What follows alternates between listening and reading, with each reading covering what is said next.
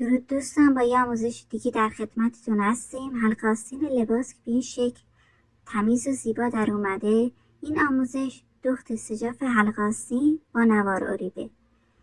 حالا بریم آموزش این کار رو با هم انجام بدیم. ابتدا از پارچه یک نوار به صورت اریب در بیارید. به عرض 3 تا 4 سانت، طولش به اندازه دور حلقه آستینتون باید باشه. حالا که نوار رو در آوردیم، میزنیم روی دور حلقه آستین لباس و دوخت میزنیم به صورت دوخت یه پایه، مثل تصویر و شکل.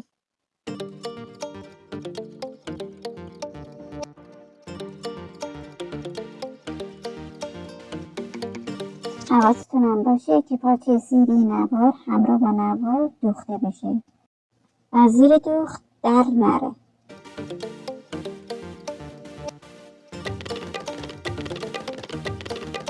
نوار کامل به قسمت حلقه آستین بدوزید. به این شکل نوار به حلقه آستین دوخته شده.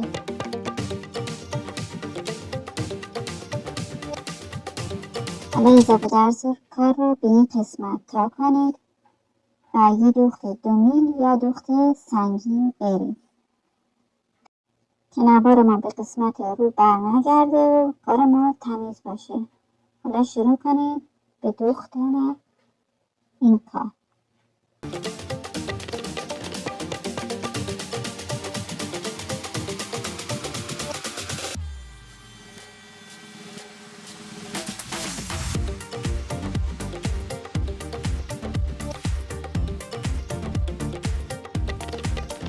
این مرحله هم از دوخت تکمیل شد.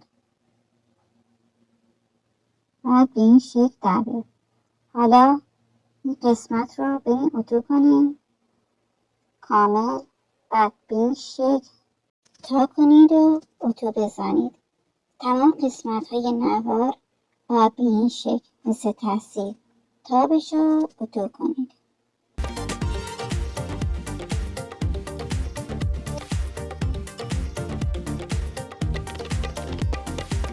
نوار ما به این شکل در بیاد. حالا که اتوکاری نوار رو انجام دادیم، بذارید زیر چرخ و یک دوخت 1 سانتی بزنید و مثل تصویر شروع کنید به دوختن.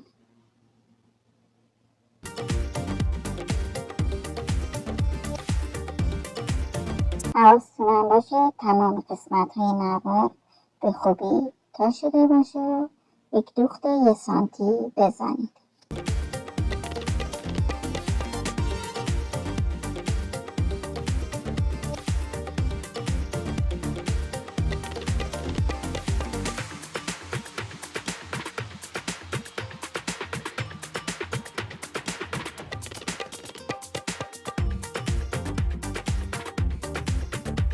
دوخت کار این قسمت هم تموم شد و حالا حلقه آستین ما به این شکل تمیز و خوب در میاد. داخلش این شکلی باید باشه و روی کار باید به این شکل باشه. اینم از آموزش دوخت سجاف حلقه آستین با نوار اریب. ممنونم که ما رو تا آخر تماشا کردین. تا یه آموزش دیگه، خدا نگهدار.